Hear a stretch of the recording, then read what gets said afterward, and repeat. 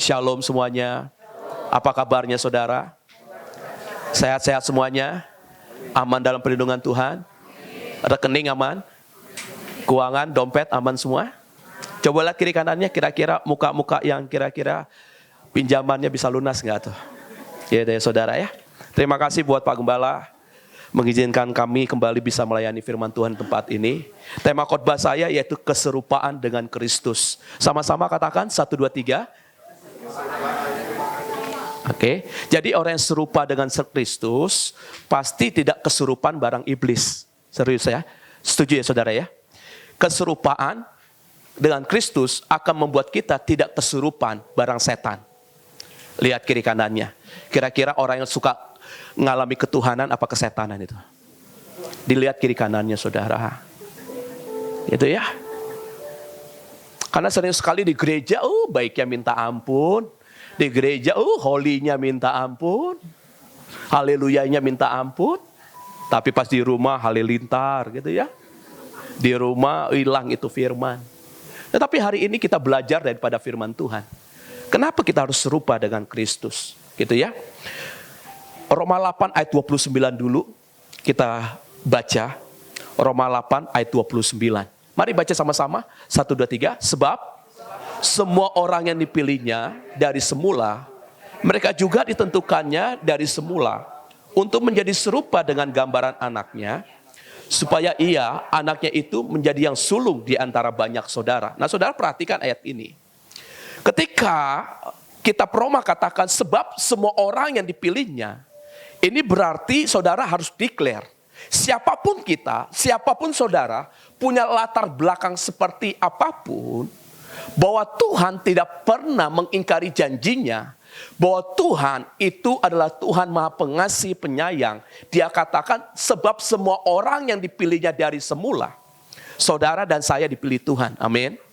Lalu Tuhan katakan begini, mereka juga ditentukannya dari semula untuk apa? Untuk menjadi serupa dengan gambaran Allah.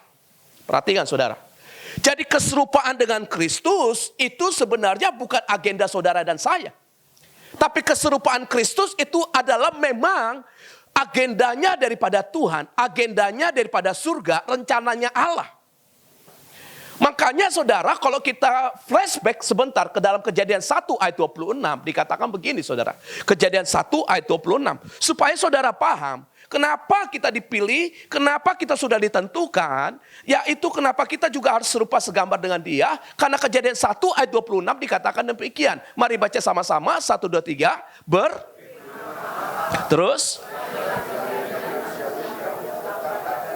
supaya atas ikan-ikan di laut dan atas ternak dan atas seluruh bumi dan nah saudara perhatikan baik-baik bahwa serupa segambar dengan Allah, keserupaan dengan Kristus itu sudah menjadi agenda daripada surga. Yang ngerti katakan amin. Bahwa ketika saudara dijadikan, bahwa ketika saudara diciptakan, ketika Adam dan Hawa dijadikan, Tuhan sudah punya planning. Bahwa Tuhan ingin menjadikan saudara dan saya itu menjadi serupa segambar dengan dia. Atau imago Dei, serupa segambar dengan Allah saudara. Yang artinya untuk apa Pak saya serupa segambar dengan Allah? Perhatikan saudara, serupa segambar dengan Allah bukan berarti menjadi Allah. Serupa segambar dengan Allah bukan berarti kita menjadi Tuhan. Tapi serupa segambar dengan Allah, kita mendapatkan DNA-nya, kita mendapatkan namanya itu identitasnya, kita mendapatkan namanya itu kartu pasnya untuk bisa melakukan apa yang Allah lakukan, saudara bisa lakukan. Yang ngerti katakan amin. Ini penting. Kalau saudara bergaul dengan Pak Presiden, selalu bergaul dengan Presiden, lama-lama saudara akan mengalami keserupaan. Dan ketika saudara terus bergaul dengan orang yang punya otoritas, punya kehormatan yang bagus, punya jabatan yang bagus, maka kemanapun saudara pergi, orang akan bilang begini, itu temannya presiden. Jadi bisnisnya jangan dihalang-halangin. Apalagi kalau saudara serupa dengan Kristus. Jadi kalau saudara mengalami keserupaan dengan Kristus, kemanapun saudara pergi, malaikat Tuhan akan bilang begini kepada iblis. Itu jangan ganggu-ganggu. Itu anak Tuhan. Ketika bisnis saudara mengalami goncangan, kegoyangan, Tuhan akan bilang, nggak apa-apa digoncang. Tapi tolong jangan sampai jatuh. Jadi ada tangan Tuhan yang menggandeng. Ada tangan Tuhan yang menata. Ada tangan Tuhan yang menolong. Rupanya keserupaan dengan Kristus supaya saudara kembali memiliki kuasa. Di sini ada kata dikatakan ini supaya mereka berkuasa. Kalau saudara searching kata kuasa di sini bahasa aslinya adalah dominion. Dominion itu artinya berotoritas. Ternyata arti lainnya adalah teratur. Disiplin. Makanya Adam kedua Tuhan Yesus datang ke dunia bukan hanya mencari semua orang.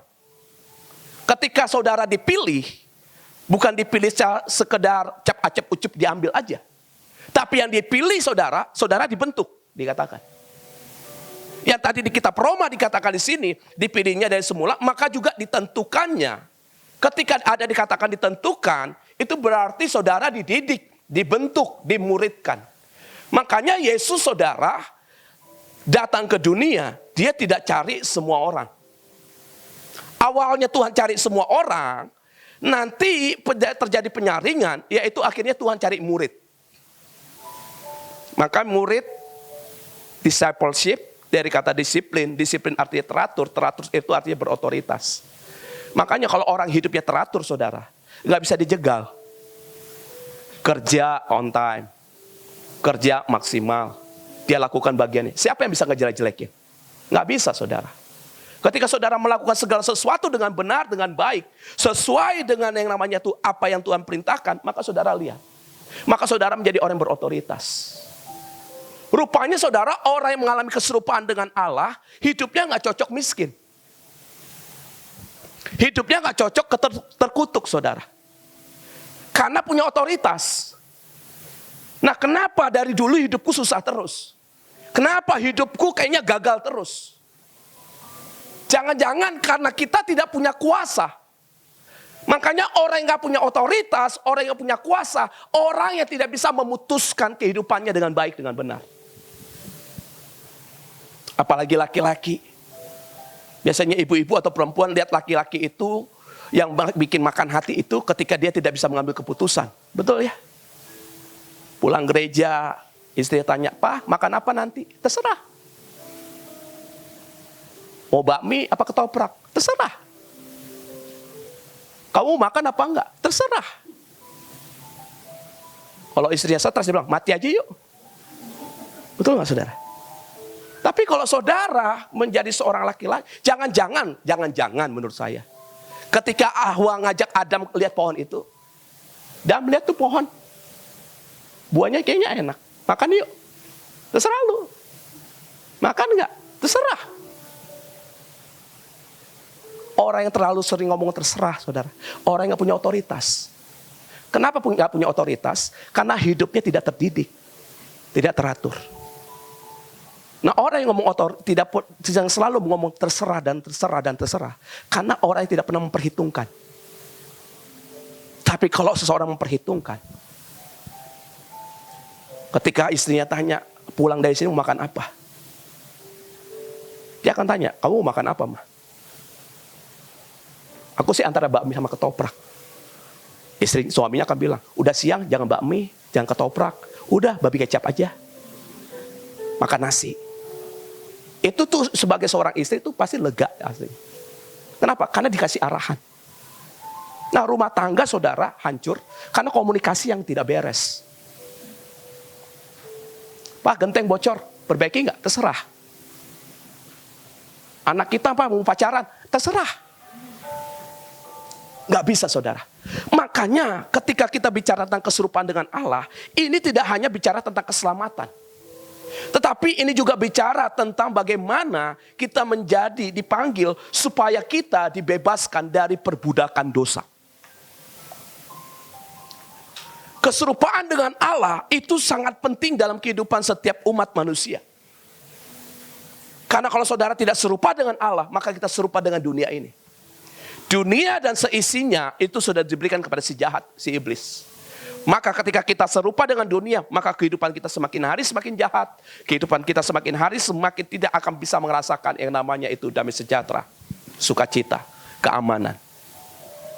Rupanya keserupaan dengan Allah ini akan membawa seseorang mengalami kedewasaan secara rohani. Orang yang dewasa secara rohaninya, dia nggak sempat lagi untuk baper. Dia nggak sempat lagi untuk kecewa. Orang yang mengalami keserupaan dengan Allah, dia tidak lagi memperhitungkan dirinya ini dihargai atau tidak dihargai. Karena yang dia pikirkan cuma satu. Hidup untuk Kristus, mati adalah keuntungan.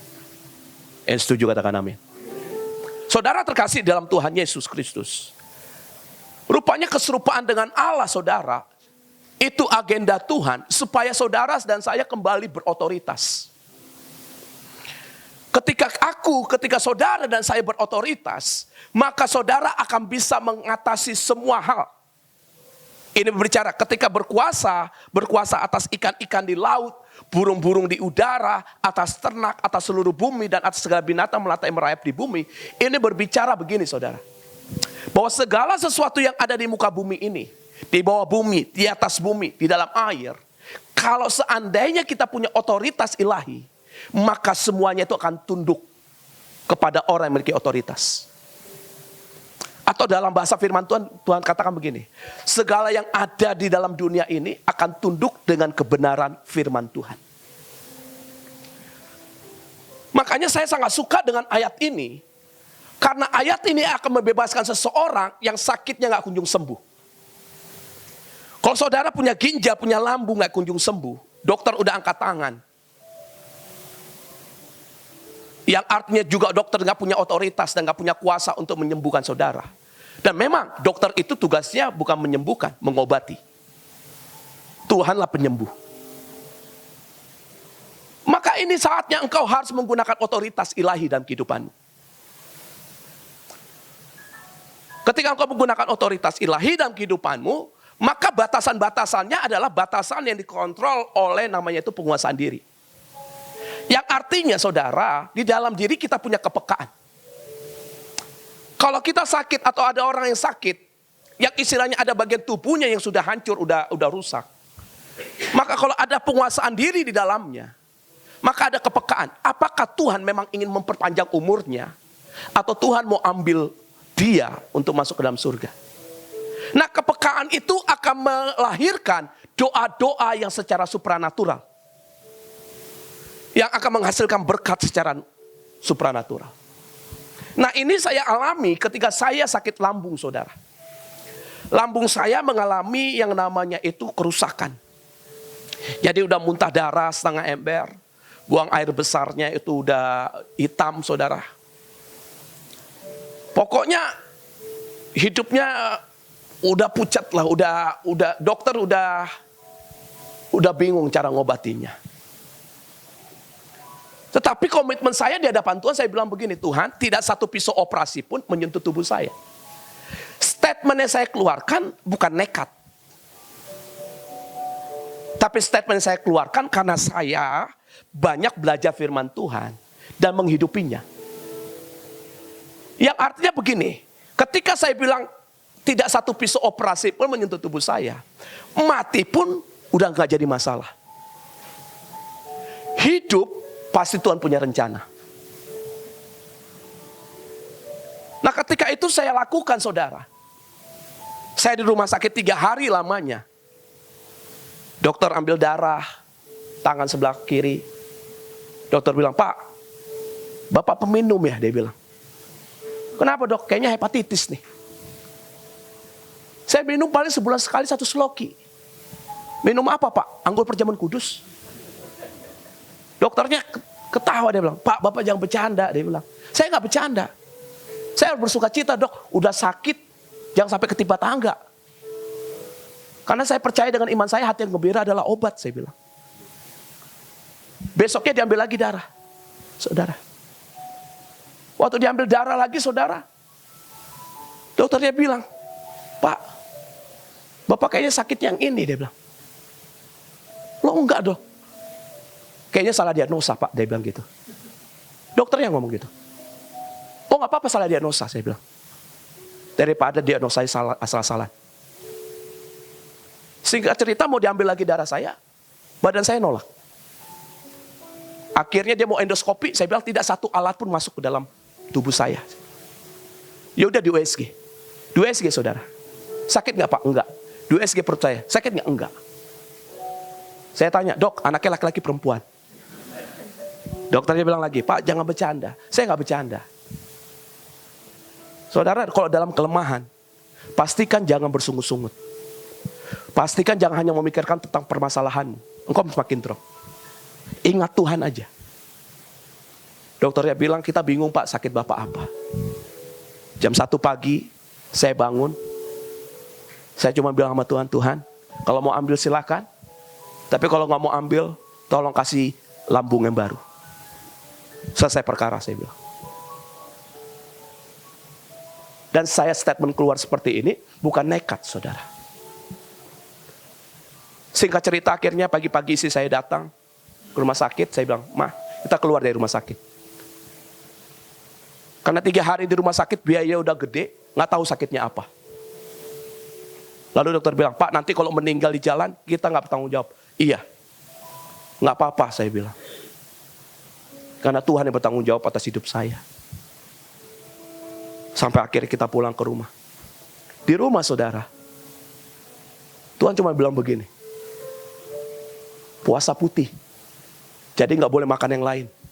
Kalau makan nasi di bubur putih, nggak boleh kasih apapun. Minum air mineral aja. Dan itu saya lakukan, hampir 14 atau 15 hari. Dan saya selalu minum, saya bilang darah Yesus. Darah Yesus. Tapi puji Tuhan, di hari ke-14, saya coba buang air liur. Biasa kalau buang air liur, saudara udah hitam. Air liurnya normal. Saya coba buang air besar. Air besarnya udah normal. Dan ketika itu, saya coba lagi saudara. Tes coba minum kopi. Nggak sakit. Biasanya jangankan minum kopi saudara. Keringatan dikit aja badan saya sakit semua. Kurus kering saudara. Dan sampai hari ini saudara. Udah hampir dari tahun 2005 ya Maya. Sampai sekarang. Saya nggak pernah lagi mengalami sakit-sakit seperti itu. Tuhan kasih lambung yang baru. Tapi itu bukan iman nekat. Kalau sama Tuhan, saudara harus gelar perkara. Berbincang, bernego sama Tuhan. Kenapa Tuhan harus sembuhkan aku? Jadi jangan sekedar meminta, tapi nggak pernah lakukan apa yang Tuhan perintahkan. Itu namanya mencobai. Saya gelar perkara di hadapan Tuhan. Saya cuma bilang begini, Tuhan, bukankah Tuhan yang menjadikan aku 9 bulan dalam kandungan ibuku? Dari benih sperma. Tiba-tiba timbul tuh, ada jantung, ada ginjal, ada usus.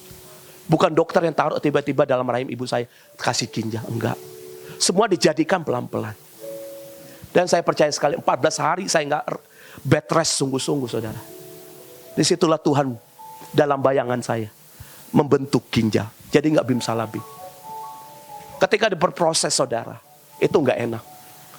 Tapi berproses itulah, bukan saya suruh Tuhan serupa dengan saya. Tapi saya mengalami keserupaan dengan Tuhan. Cuma satu tujuannya, mengembalikan hidup berotoritas. Seandainya anak Tuhan mengerti hidupnya punya otoritas, maka masalah tidak menjadi masalah. Masalah justru dia akan berkata, ini waktunya berharap pada Allah. Tapi kita sering sekali ketika masalah datang, bahkan sebelum masalah datang, kita lebih suka otoritas kita, kuasa kita gunakan untuk apa? Bersungut-sungut. Makanya berkat dan kutuk saudara terjadi melalui apa saudara? Perkataan. Firman Tuhan katakan di dalam Yakobus, dengan mulut yang sama bisa keluar berkat dan kutuk. Sadarkah saudara, Adam dan Hawa jatuh dalam dosa karena perkataan. Sakit kita gak pernah sembuh karena dari ucapan. Dari ucapan yang buruk masuk ke dalam pikiran yang buruk. Dari pikiran yang buruk masuk ke dalam tabiat hati yang buruk. Dari hati yang buruk hidupnya menjadi buruk. Itulah kenapa Tuhan yang kita sembah. Dia rela mengaruniakan anaknya yang tunggal datang ke dunia. Cuma satu tujuannya saudara. Supaya saudara kembali berotoritas. Untuk bisa mengembalikan berotoritas. Enggak bisa bim salabim tiba-tiba kita punya kuasa. Tapi kita harus dilatih terus, harus dilatih dan harus dilatih. Yang kita sebut dengan kata-kata Yesus, yaitu memuridkan, dimuridkan. Makanya dalam Kisah Rasul 1 ayat yang ke-8 dikatakan begini saudara.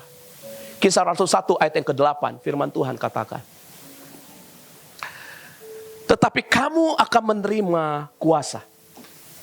Dalam Kisah Rasul 1 ayat 8 ini ada kata kuasa. Story daripada Kisah Rasul 1 ini tentang Yesus naik ke atas surga. Sebelum Yesus naik ke atas surga, dia memberikan pesan.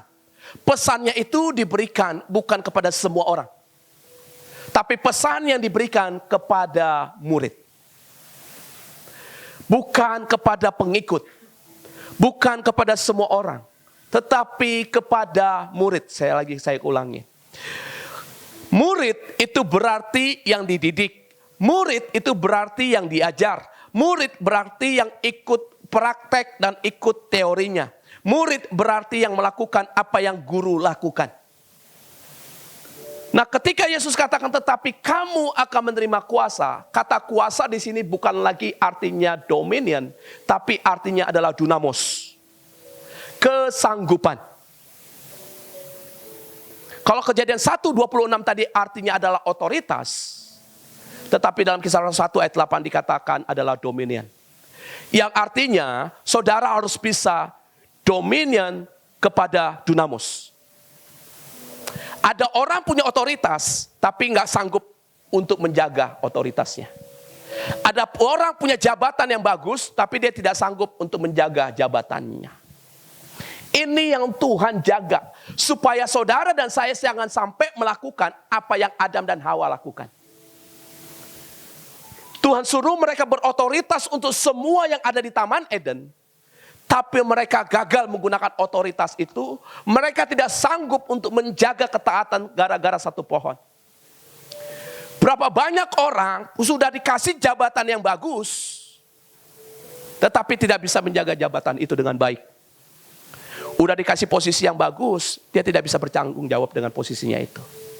Jabatannya bagus, malah korupsi.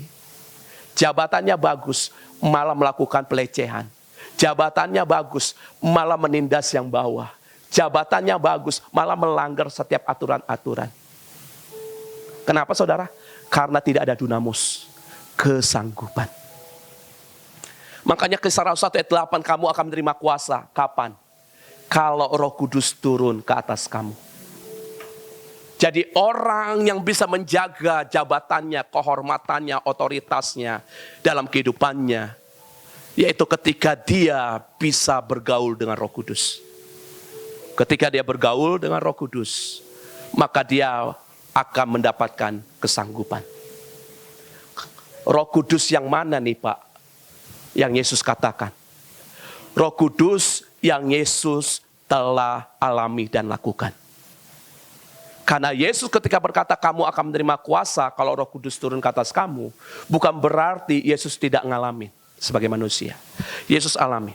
Roh Kudus yang Yesus maksud adalah Roh Tuhan. Dalam kitab Yesaya 11 ayat yang kedua dikatakan demikian, saudara. Mari baca sama-sama 1, 2, 3. Roh Tuhan.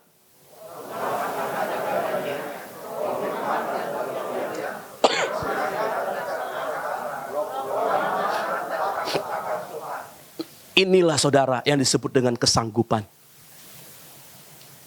Jadi ketika saudara sudah punya otoritas, Tuhan maunya begini, pakai hikmat, pakai pengertian. Ketika saudara punya otoritas, harus punya roh nasihat dan keperkasaan. Ketika saudara sudah punya jabatan yang bagus, yang tinggi, yang hebat, Tuhan cuma bilang begini saudara, tetap kenal aku dan takut akan aku. Supaya saudara tidak jatuh dalam dosa. Nah, Yesus mempraktekkan nubuatan ini. Yesaya 11 ayat 2 ini, nubuatan Yesaya untuk Tuhan Yesus 400-600 tahun sebelum Yesus lahir. Kapan mulai Tuhan Yesus mempraktekkan ayat ini? Ketika dia berada di padang gurun. Matius pasal yang ke-4. Jadi pelajaran hari ini untuk serupa dengan Kristus simple saudara. Bukan sekedar kita harus berada di menara doa 24 jam. Di kubu doa 24, enggak saudara. Tapi mempraktekkan dalam kehidupan. Mari kita baca sama-sama. 1, 2, 3. Maka untuk, oke, kita berhenti sampai sini. Siapa yang dibawa, saudara? Siapa yang membawa? Siapa yang mencobai? Angkap ya saudara ya. Mau orang Kristen, enggak orang Kristen. Mau percaya Tuhan, enggak percaya Tuhan. Pasti menghadapi pencobaan. Perbedaannya di mana? Yang di dalam Tuhan ada Roh Kudusnya. Yang di dalam Tuhan kadang diajak, yang bawa itu Roh Kudus. Pak Pendeta, Roh Kudus yang bawa saya untuk usaha goncang. Bisa jadi. Untuk apa Pak Pendeta? Untuk mendewasakan kita. Kenapa harus dibuat seperti itu? Karena sifat kemanusiaan kita telah berdosa. Sifat manusia yang berdosa selalu inginnya melenceng. Google Map udah bilang, terus kita berhenti. Google Map bilang, belok kanan, kita belok kiri. Akhirnya Google Map-nya marah. Kenapa kamu belok kiri? Rumahmu belok kanan, belok kiri itu rumah janda. Saudara, sering sekali kita melanggar apa yang Tuhan perintahkan. Ayat selanjutnya, ayat yang kedua. 1, 2, 3. Dan akhirnya ia mau serupa dengan Tuhan Yesus. Katakan amin. Kalau orang serupa dengan Tuhan Yesus, mau mengikuti segambar serupa dengan Allah, maka perhatikan saudara, padang gurun gak bisa dihindari. Proses dalam kehidupan harus dinikmati. Tapi untuk menikmati itu dikatakan gini, setelah berpuasa 40 hari dan 40 malam, akhirnya laparlah Yesus. Artinya begini saudara, orang yang diproses Tuhan, maka dia harus bisa menahan keinginan dagingnya. Yang setuju katakan amin. Jadi kalau saudara ingin serupa dengan Allah, keinginan dagingmu harus ditata dengan baik. Ketika engkau tata, maka apa yang terjadi? Engkau akan memiliki kelaparan akan firman Tuhan. Nah, Yesus memberi contoh dan teladan. Dia puasa 40 hari dan 40 malam. Saya percaya ini Tuhan sedang melatih saudara dan saya. Tadi kalau kita baca dalam kitab Roma, Yesus menjadi sulung bagi saudara-saudaranya. Yesus menjadi contoh dan teladan bagi saudara dan saya. Bahwa ketika seseorang ingin mengalami serupa dengan Kristus, yang pertama-tama yang dia harus alami adalah, yaitu menghancurkan, yaitu hati yang merasa bisa menang sendiri. Hati yang selalu berkata, gua bisa kok. Hati yang berkata, Tuhan gak gue perluin. Hati yang selalu berkata, gua hebat kok. Itu harus dihancurkan. Contohnya siapa? Yesus. Yesus adalah Tuhan, Yesus adalah manusia. Tetapi ketika dia mau masuk dalam proses pelayanan, saudara perhatikan. Ini sebelum Yesus pelayanan. Ketika Yesus selesai ini, baru dia mulai melayani. Makanya pengerja-pengerja yang kuat Pak Gembala harus menghadapi proses padang gurun. Supaya gak baperan. Tapi pengerja-pengerja yang kuat harus bisa mengalami yang namanya itu puasa kedagingan. Kadang tidak diperhitungkan. Kadang dikecewakan. Harus terima. Karena proses. Nah Yesus lakukan ini. Nah, akhirnya laparlah Yesus. Saya suka kata-kata ini. Kenapa tidak dikatakan lapar dan haus? Yesus tidak dikatakan haus di sini karena di dalam kekristenan doa adalah nafas hidup, firman adalah roti hidup, pujian penyembahan adalah air hidup. Nah, Yesus selama dia puasa untuk menghancurkan kedagingannya, dia banyak worship, dia banyak menyembah Tuhan. Dia banyak bersekutu kepada Tuhan. Akhirnya dia gak pernah mengalami kehausan. Tapi orang kalau tidak suka memuji menyembah Tuhan, saudara, selalu mengalami yang namanya itu rasa jenuh, rasa bosan, rasa gelisah. Kenapa saudara? Karena salah minum. Yang dia minum hal-hal yang hanya menyenangkan kedagingannya. Tapi kalau saudara minum air putih, udah pasti orang minum air putih bukan untuk kenikmatan daging. Saudara perhatikan aja. Orang minum air putih sebagai pertolongan. Setuju? Setiap saudara minum air putih, pasti untuk pertolongan. Nggak ada untuk kenikmatan. Pertolongan yang membawa kesegaran akhirnya. Saudara makan. Nggak mungkin tiba-tiba, tolong dong kopi panas. Nggak. Air mineral. Saudara habis jogging. Minumnya air mineral. Yang artinya itu menyegarkan, membersihkan tubuh kita. Saudara perhatikan. Ayat selanjutnya. Ketika Yesus lapar, maka ada 3 poin saudara. Untuk kita bisa mengalami keserupaan. Yang pertama dikatakan begini saudara. Lalu datanglah si pencoba itu dan berkata kepadanya, jika engkau anak Allah, perintahkanlah supaya batu ini menjadi roti. Perhatikan. Pertama saudara, keserupaan dengan Allah, saudara harus bisa menang dengan keinginan daging. Nah Yesus saudara, dia mengalami yang namanya itu, udah lapar nih. Tapi laparnya Yesus salah tangkap sama iblis. Iblis pikir Yesus lapar secara daging. Yesus lapar saudara secara roh. Bagaimana dia ingin menyampaikan firman Tuhan. Ini terbukti Tuhan Yesus katakan begini. Ayat yang keempat dikatakan apa? Tetapi Yesus menjawab, ada tertulis. Yang artinya dia lihat daripada roti hidup, dia nikmati ini dia makan. Manusia hidup bukan dari roti saja, tetapi dari setiap firman yang keluar dari mulut Allah. Dalam bahasa saya begini, please, lu suruh gua ubah batu jadi roti, lah bokap gua yang punya pabrik roti. Saudara tangkap? Sering sekali kehidupan kita tergoda dengan keinginan daging kita, hanya masalah sepele. Padahal Bapamu di surga bisa memberikan segala-galanya. Makanya kontrol, kuasai keinginan-keinginan dagingmu. Bagaimana caranya? Sudah dikatakan ada tertulis. Artinya orang yang bisa mengontrol keinginan dagingnya ketika hidupnya dikuasai oleh firman Tuhan. Tapi kalau orang tidak suka baca Alkitab, saudara, tidak suka merenungkan firman Tuhan, tidak heran hidupnya gampang sekali jatuh dalam dosa. Kenapa? Karena dia tidak punya pengetahuan.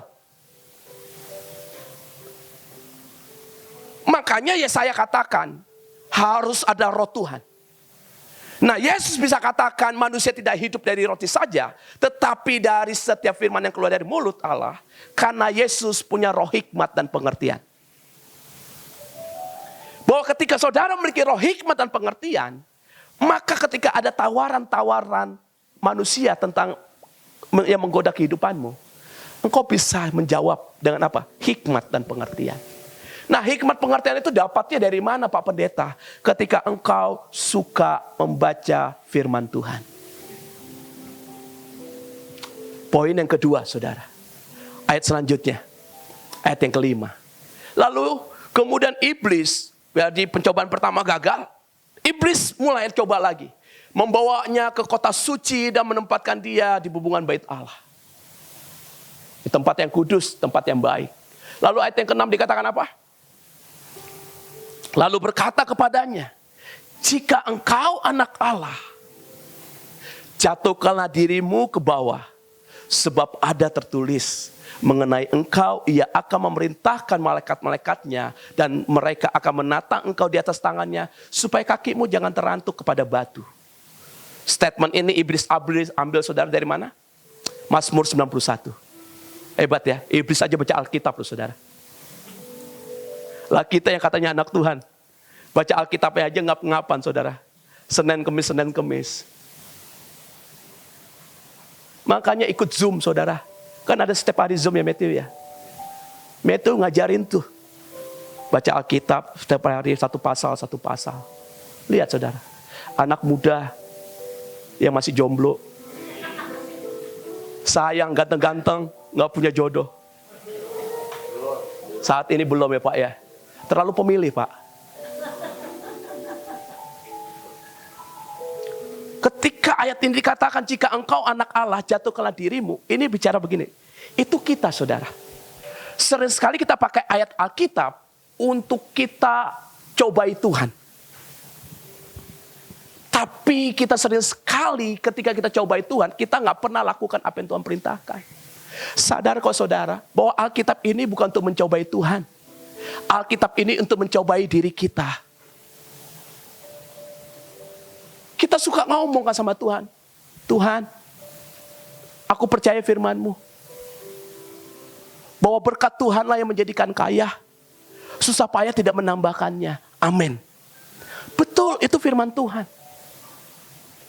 Tapi untuk kita uji dalam kehidupan kita. Kalau berkat Tuhan yang menjadikan kaya, saudara. Kata berkat, itu bukan berarti hidup malas. Kata berkat berarti bukan berarti saudara menjadi orang yang malas, bodoh. Kata berkat bukan berarti menjadi orang yang hidupnya itu saudara tidak mau berjuang. Karena kata berkat di situ artinya begini, selaras dengan apa yang Tuhan kerjakan dalam kehidupanmu. Poin yang kedua saudara yang Tuhan ingatkan di sini adalah, yaitu tidak boleh menjadi anak-anak Tuhan yang hidupnya angkuh. Tapi harus menjadi anak Tuhan yang rendah hati. Kalau saudara sombong, saudara, itu mencobai. Tapi kalau saudara rendah hati, saudara bisa kalahkan iblis, lawan iblis. Ayat yang ke-7 dikatakan apa di sini? Mari kita lihat ayat ke-7. Mari kita baca 1, 2, 3. Yesus berkata, ada pula tertulis, jangan engkau lihat saudara. Kadang kita suka mencobai Tuhan. Tuhan katanya engkau penyembuh. Tolong sembuhkan hidupku. Padahal waktu kita sehat kita mencobai Tuhan. Kita tidak jaga pola makan dengan baik. Kita tidak jaga pola hidup dengan baik. Lalu ketika sakit kita bilang Tuhan tolong sembuhkan dong. Nggak bisa saudara. Karena firman Tuhan saudara itu dihidupi sehari-hari. Nggak bisa kita pas sakit baru ingat janji Tuhan. Karena janji Tuhan kita pakai 1 kali 24 jam. Lagi sehat, lagi sakit, lagi susah, lagi senang. Lagi miskin, lagi kaya. Pakai firman Tuhan. Bukan dipakai ketika kita dalam keadaan masalah. Justru firman Tuhan dipakai ketika masalah belum datang. Kita sudah mengantisipasi. Sehingga kita tahu caranya bagaimana untuk bisa mengatasi setiap permasalahan dalam kehidupan kita. Makanya takut akan Tuhan permulaan hikmat. Artinya orang yang punya pengetahuan, yang punya kecerdasan ilahi. Pasti orang yang takut akan Tuhan. Nggak mungkin kita pergi kerja atau pergi ke satu tempat naik kendaraan, entah itu motor atau mobil, kita bilang Tuhan lindungi aku dalam perjalanan. Tuhan supaya jangan kena tilang. Tiba-tiba kita kena tilang polisi. Padahal dicek nggak punya SIM. Lalu kita bilang Tuhan kenapa sih Tuhan tilang? Karena aku udah berdoa. Tuhan nggak bisa dia ajak kerjasama untuk melakukan perbuatan yang menyimpang. Makanya saudara perhatikan. Sometimes kadang kita berada tempat yang benar. Tapi ada aja cara iblis membuat kita ini jatuh dalam dosa. Untuk hal-hal yang untuk dia bisa lakukan untuk mencobai. Poin yang kedua saudara. Kesombongan yang paling berbahaya. Yaitu ketika saudara mencobai Tuhan. Jangan cobai Tuhan. Amin. Lakukan bagianmu, Tuhan akan lakukan bagiannya. Poin yang terakhir, poin yang ketiga, saudara. Ayat selanjutnya. Lalu iblis membawanya pula ke atas gunung yang sangat tinggi. Dan memperlihatkan kepadanya semua kerajaan dunia. Dengan kemegahannya. Ini pusat kenikmatan. Berbicara tentang keinginan mata. Ketika iblis bawa, apa yang iblis tawarkan? Lanjut, ayat 9. Dan berkata kepada Yesus, semua ini akan kuberikan kepadamu. Catatannya apa?